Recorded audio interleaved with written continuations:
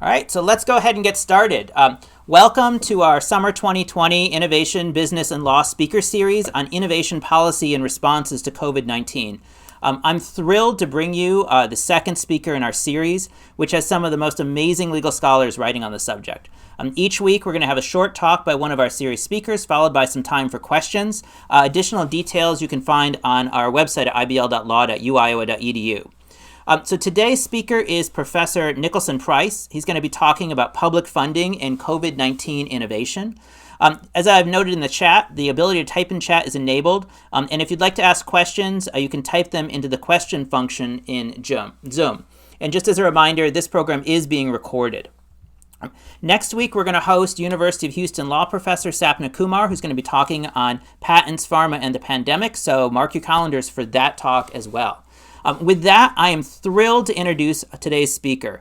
Nicholson Price is a professor of law at the University of Michigan who teaches and writes in the areas of intellectual property, health law, regulation, and focuses especially on law relating to life sciences. He has both a JD and a PhD in the biosciences. He's written and published in journals such as the Columbia Law Review, Michigan Law Review, Nature Biotechnology and Science, and he has a new article that's coming out soon in the Iowa Law Review. So with that, I'm thrilled to turn it over to him. Hi, I am so happy to be here. Thank you so much for having me. And thank you all for coming. I'm going to be talking about public funding and COVID-19, but maybe a little bit more precisely, I'll be talking about the non-excludability problem in innovation and how public funding is kind of a response to that in the context of the pandemic. All right, so let's dive right in. So, the first thing I want to say is this is not just me.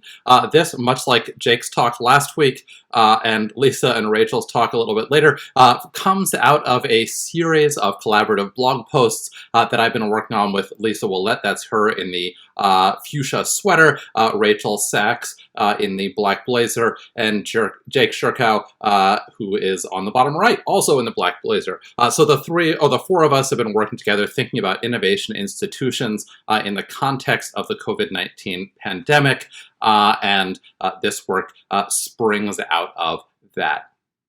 Just a little bit about how I'm planning on doing this talk. I'll start out with talking about framing and kind of how we think about private innovation and how we're looking to private innovation as a source of solutions in the context of the pandemic. I'll then talk about innovation goods, and this is a story that will be very familiar to some of you, but just to rehash the classic story as to why information goods need particular incentives, kind of how IP works for that, but then tweak it by talking about the non-excludability problem and why that often doesn't work. And finally, get to, well, what do we do about it? Why is public funding necessary? What sorts of public funding are particularly important in terms of developing innovations in the COVID-19 pandemic? All right, so let's jump in. There's been a lot of messaging that from the federal government and from private people and from pundits that are saying, like, the place that we're going to see solutions for COVID-19, the place where we're going to get the innovations, the technology that's going to save us is going to come from the private sector. So this is the Heritage Foundation, obviously on a little bit of one end of the spectrum there, but the Heritage Foundation saying the private sector, not G20 or WHO bureaucracies, will defeat COVID-19. Certainly a lot of talk from the federal government and some state governments as well about private solutions to the pandemic problem. So we've got, testing companies will develop tests and test us. Abbott and Quest and LabCorp and, another 70 or 80 companies developing different diagnostic tests to identify whether or not people have the virus or have been infected and have developed antibodies to it. This is as opposed to, say, a centrally developed model where a diagnostic test is, say, developed by, I don't know, the German government and promoted by the WHO or something like that. Here we have kind of the private company, let a thousand flowers bloom approach, really relying on private industry. Drug companies will save us. So Gilead had its drug remdesivir, which it initially developed in response to the Ebola outbreak in 2014, I want to say, and then kind of shelved when it turns out that we weren't all going to get Ebola, and now has rebooted in terms of, as a treatment for COVID-19. It is the only effective treatment we have so far, at least in terms of reducing hospital stay. Many companies are working on developing vaccines. There are scores of candidates at different phases of the trial. So we've got drug companies developing the innovation that's going to be essential. We've got manufacturers who are going to save us. So right down the road, Ford has repurposed one of its plants to remake ventilators, and we've got private companies that are also developing their own ventilators. So this is a big narrative, and I'll take a step back to do kind of the classic IP story about kind of what's going on here in terms of innovation and why intellectual property is important. So basic idea here, information is incredibly valuable, right? What we don't care about is remdesivir as a chemical. That's fine, right? Like, it's some sticks and some atoms and some things arranged in an interesting fashion or mildly interesting fashion, but on its own, like, we don't really care about remdesivir. What we care about is the information that remdesivir is effective in treating COVID-19. That, it turns out, is hugely valuable. Or we care about the knowledge of exactly what probes are useful to identify if someone has the coronavirus or the novel coronavirus genetic material in their bloodstream, indicating that they have or had the virus pretty recently. So that information's super valuable, but it's also really expensive, right? Clinical trials are the easiest example of this, where it's tough to get a good estimate of how much they cost to conduct, but it's somewhere between the millions and the tens or hundreds of millions of dollars for clinical trials. But that information, once it's out there, is typically a public good, meaning it's non-rivalrous. If I have it and you also have it, your having it doesn't diminish the fact that I have it. We can both know remdesivir works to treat COVID-19. That's great. The fact that I know it doesn't mean you can't know it. They're also non-excludable, and this is the particular rub, which is to say, once the information's out there in the world, it's really hard to keep someone else from using it, or, given a few prerequisites like access to the actual drug in the first place, which we'll come to in a moment. But once the information's out there, it's tough to keep other people from knowing it, at least not without some sort of mechanism, and that's where IP comes in, right? Intellectual property basically says, here is a legal mechanism to permit you to exclude other people from using information that you otherwise wouldn't be able to keep them from knowing or using. Patents say you can't make or use or sell or offer to sell or import that invention or the information embodied in that invention. That's the exclusion that comes from the IP system. So it turns out this works a lot of the time. It works pretty well for drugs. People say drugs are kind of a poster child of intellectual property. It creates incentives, and it turns out it's quite easy to exclude somebody, another manufacturer, from making a drug, even if they know that it works and even if they know what it looks like, because they have to go through FDA review before they can put it on the market. FDA cares about patents. It's easy to identify people who are marketing drugs, and so the patent system's quite effective at keeping people from copying information. It's a very, very excludable with respect to drugs. Same thing with things like ventilators or things like tests. These are all goods that are embodied, that embody the information, and it's fairly easy to stop other people from making or using or selling those drugs. So we've got strong excludability through the patent system. This is kind of the default view of innovation. We create these exclusion regimes on the back end that creates additional creates ex-ante incentives on the front end so that people will want to spend the money to conduct those clinical trials in the first place and develop this valuable information. Everybody's better off. We all don't die of the coronavirus. Yay, that's a good result. But it turns out this doesn't always work. And for this, I want to lean incredibly heavily on the work of Amy Kapczynski and Tala Said. This was published, oh, goodness, I feel older now, several years ago in the Yale Law Journal, The Continuum of Excludability and the Limits of Patents. And basically, what Professors Kapczynski and Said point out is, well, this doesn't always work. And systematically, some types of innovative information are much more excludable than others. Drugs, the fact that a new drug works, quite excludable, as we just talked about. The fact that a drug doesn't work so well, in particular in certain populations, not so excludable. So why might information not be excludable? Well, one reason is just it's not covered by intellectual property. Intellectual property says, nope, that's not the kind of thing you can get IP protection on. So patents, for instance, don't cover laws of nature or abstract ideas or natural phenomena. Copyright doesn't cover ideas. Some things you just can't get intellectual property protection on. And so intellectual property doesn't create incentives for those things. They're not excludable by this mechanism. Other things, even if they're the subject of IP, are really hard to enforce. It's tough to find the right people to sue because either you don't know who's infringing or because it's unpalatable to sue them. And sometimes the institutions that might end up enforcing this exclusion that the law provides are just not there or don't work in a right way to create excludability, right way in quotation marks. All this is relatively theoretical. So what do I mean by this? In particular, what do I mean by this in the cost of COVID-19? Let's think about masks, right? We all think wearing masks is a super great innovation in terms of, right, the information about whether or not and how much masks prevent the spread of COVID-19 is incredibly valuable information. And we have a moderate sense now as to how well they work, when they don't, what kinds of cloth work best, how much you need to wear your mask, whether or not it matters if you take your mask up and down because you're touching the mask. Do the fomites matter, right?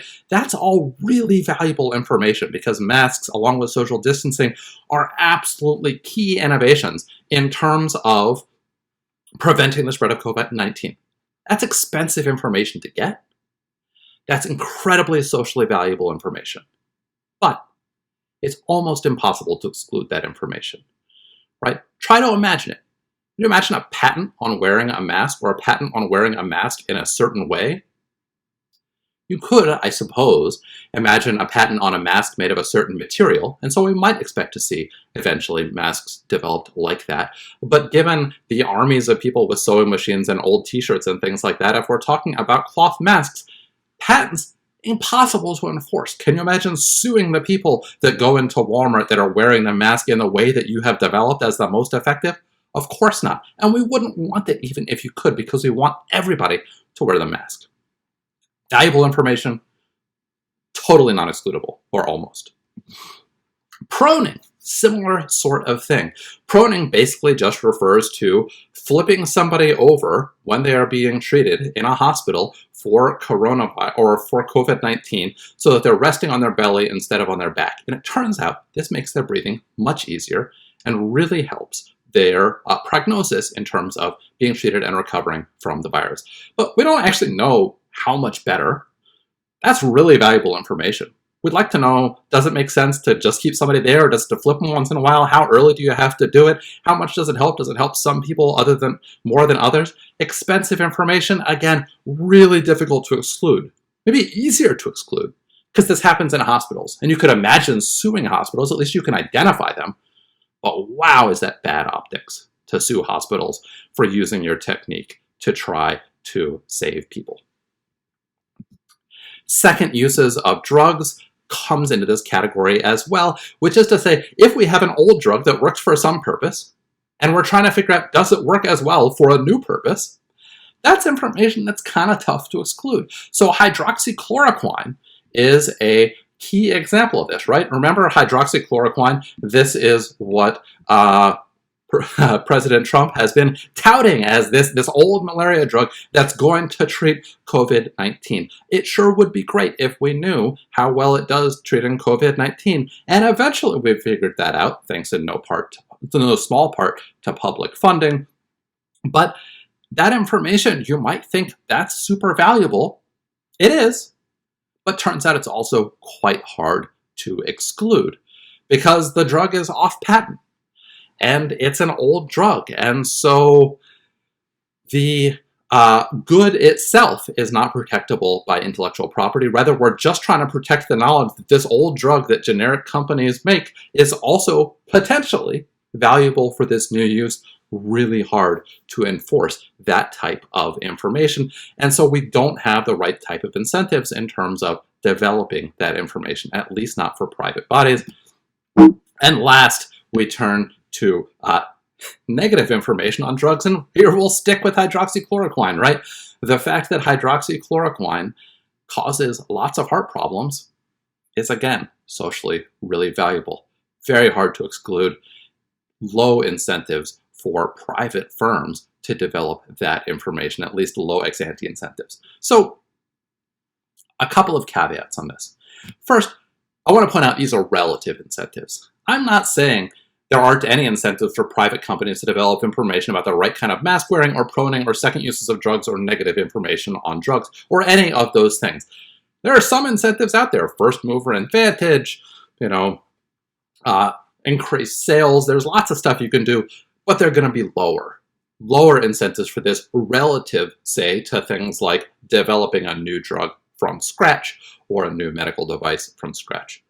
The other point I want to make is non-excludable inventions doesn't mean everybody can use them. And I think it's important to note here that issues of systemic racism and disparities between racial groups and classes show up here, right? If the mere fact that we have information that mask wearing is useful does not mean that everybody can wear a mask. There have been numerous media reports of, say, Black Americans who are frightened of wearing masks because of the concern they are going to be subject to brutality because they're going to believe to be criminal. Similarly, the intervention of social distancing is not available to everybody because not everybody can afford to socially distance. So not suggesting that non-excludable inventions are in fact available to all. Allocation may still be a substantial concern, but on the ex-ante incentive side, we run into problems here. All right, so what kind of interventions do we have? Well, here's where public funding comes in, right? Because the allocation of money via public funding to try to do things isn't subject to the same sort of incentives that the private side typically needs to invest in this type of innovation. So we've got direct public funding, right? The government can just pay to do stuff. And this is happening with respect to, say, coordinated trials, right? The WHO and national governments and other, I think even some state governments, are participating in running coordinated trials for drug candidates, remdesivir, interestingly enough, even though that is on patent, but HCQ and other potential treatments, the trials for those are being run with substantial infusions of public funding, in part because private industry doesn't have the kind of socially optimal incentive to try to develop these innovations. Public health innovations in general we can think of in this space. Government spending not only kind of developing information about, say, proning or mask wearing, but also promoting that information, what we might think of as the analog to the commercialization side of the patent system. Here we've got public health trying to disseminate this innovative information once they've developed it. Also, the grant funding system. Grants are near and dear to my heart. because I wrote a bunch about them. And I'm also sitting on my very first grant review panel next week, which is terrifying. But one thing we might imagine is grant review panels saying, is this the kind of information that is likely to be non-excludable, and therefore we think is less likely to be developed without the infusion of public funding, precisely because private industry doesn't have the right sort of incentives. The IP system doesn't create incentives for this. So basic research is the classic example of this, but also things like systematic reviews of academic studies on mask wearing or proning, or whether or not we see nasty side effects of diseases. So public funding here really is a key intervention to say, hey, there's a large set of information that the private industry just isn't going to develop on its own, in part because the intellectual property system doesn't allow them from excluding other people from using it, and therefore doesn't let them charge super competitive prices and recoup whatever cost it takes to develop the information in the first part. That's where public funding can step in, here in the pandemic, and of course elsewhere as well. With that, I'll stop. I'm delighted to have the chance to take some questions and chat about non-excludability, public funding, grants, COVID-19, and frankly, anything else on your mind in this area. Thanks, Nicholson. So we have a couple of questions and comments already in the chat. And also, if you want to make use of the Q&A button, that's also an option as well. So Nicholson, can you see the chat? I can, yes. All right. So the first one's from Orly Lobel. Oh, that's what's going on. Okay. Yes. So how do we want to do this? Is somebody going to ask the question out loud, or do you want me to read it? Why don't I ask the question out loud? That sounds like a great way to do it. All right. Thanks so much for an interesting and timely talk. Second users of drugs and negative information. Part of why it's hard to exclude is the decisions we made about what is patentable and what is not. So a bit circular reasoning, I think. Josh has a comment responding to that a bit. He says, excludability may not be needed for negative information. If the incentives exist for excludability for positive information, then only mandatory disclosure of negative information is needed and avoids duplicative waste. So I think that's right. There's some circularity going on here, right? In terms of saying excludability is, right, the second type of excludability, which is to say, here's information that is the subject of intellectual property, but it's actually really hard to enforce.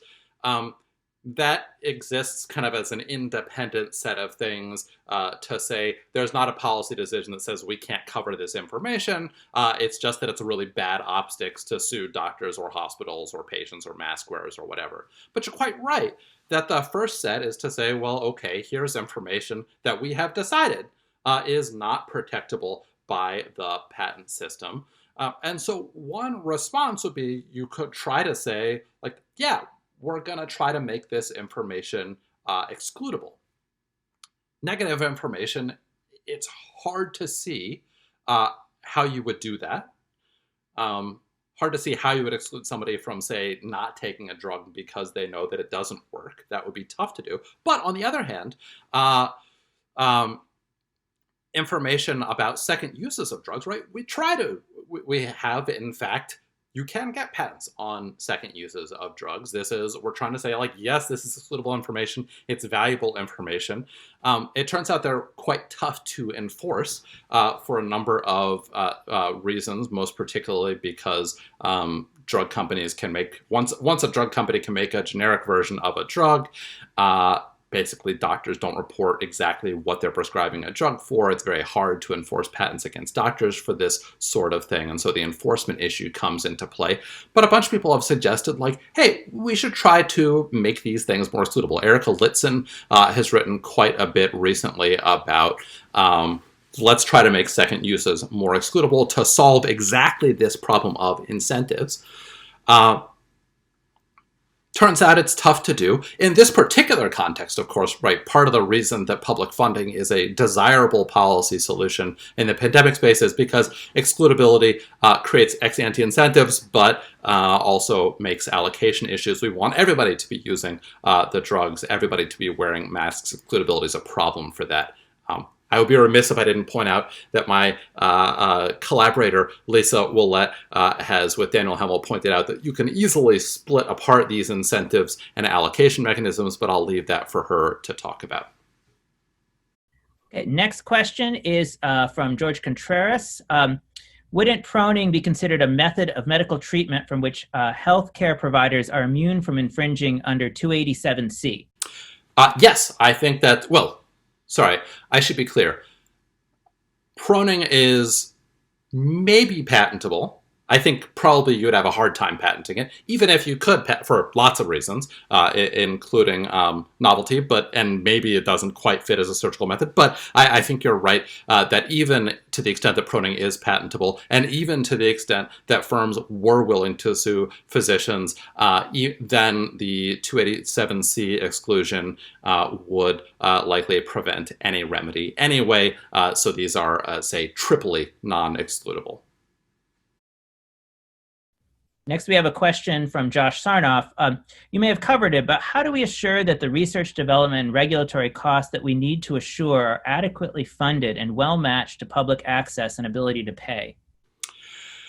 Yeah, so this this is a popular critique, which is to say, Becky Wallets, where is she starting? I don't remember exactly where she is right now, but Becky Wallace has written, I think, persuasively about this, describing it as the pay twice critique, which is to say, it sure is irritating that the public funds a bunch of basic R&D for products, and then the public ends up also paying a bunch of money for these products once they're commercialized, either directly when, say, Medicare or Medicaid is paying for drugs, or indirectly in as much as taxpayers are kind of the people that make up the public. And so the question is, well, how do we make sure that if there's public funding on the front end, that there are reasonable prices and reasonable access on the back end? And this is a hugely knotty, thorny set of issues because, everybody argues, will there be enough incentive on the front end? Even with public funding, developing drugs is still really expensive. I'm going to dodge it in this context, largely by saying the type of interventions that I think the intervention is most urgent for, the public intervention is most urgent for, are non-excludable. And so we don't have as much of this worry on the back end, but, oh, okay, cool. That's not a follow-up on this. That's just a fact that this is indeed a key question. Yeah, innovation versus access is a key trade-off. Again, I'll point to Lisa, I don't mean to wave it off. Lisa and Daniel's point that we can separate out the incentives on the innovation side from the allocation on the access side. Here, I'm principally focused on issues where the IP doesn't really work in either direction. I have a question in the queue. What about funding a development in cases, I think it's in which the private sector uses the patent in a monopolistic way? I'm not 100% sure I follow, but so tell me if I'm getting this right.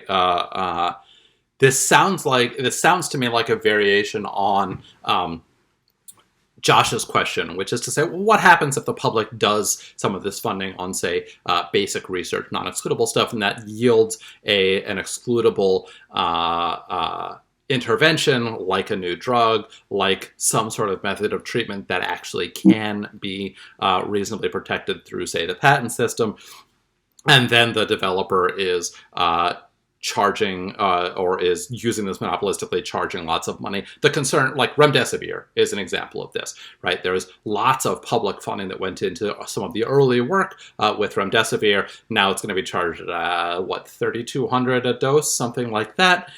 That's a bunch of money.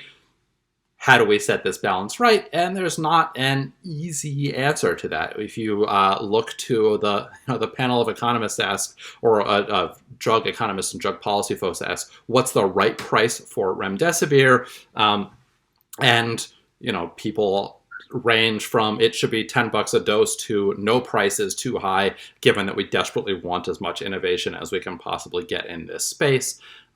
The easy comparison here is to Gilead's prior drug, Sovaldi, for hepatitis C. By the way, in case you don't recognize it, this is a bow tie with hepatitis C images on it, which is incredibly expensive, but also cost-effective compared to the earlier phase of treatment. And proposals to that ranged from, like, we should require them to charge nothing for it, to we should break the patent and use Section 1498 to just manufacture it in the government on the government's behalf. Amy Kapczynski makes that argument, to the argument we should just buy Gilead. The country should buy Gilead and then manufacture as much Sovaldi as we want for everybody and spin off the rest of it and sell the rest of it back to inventors. So tons of proposals here, hugely naughty stuff. All right, we have time for one more question. I see Orly has raised her hand. I'm going to, Orly, you can talk now if you unmute yourself.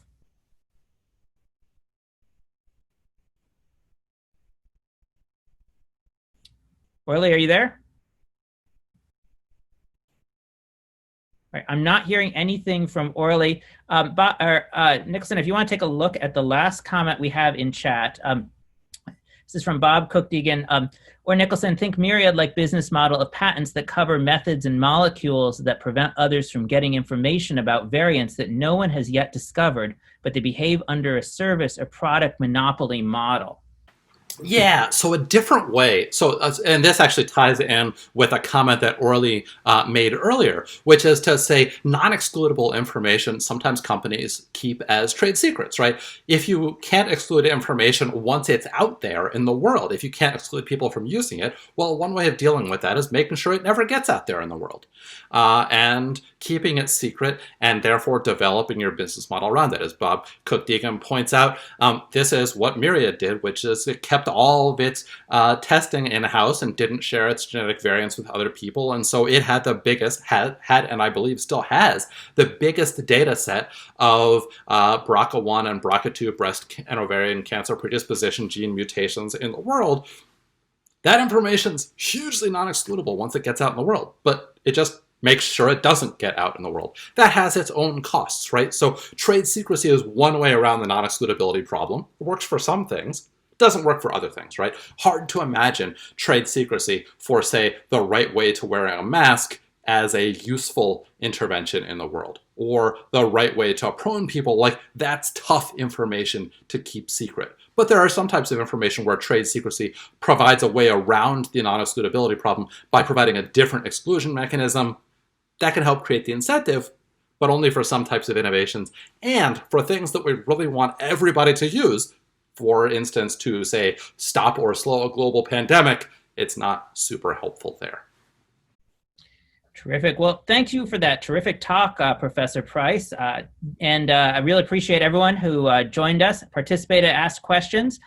Join us next week where Professor Sapna Kumar will be talking about patents and the pandemic. So I look forward to seeing you then. Thank you so much, everybody, for coming. Much appreciated.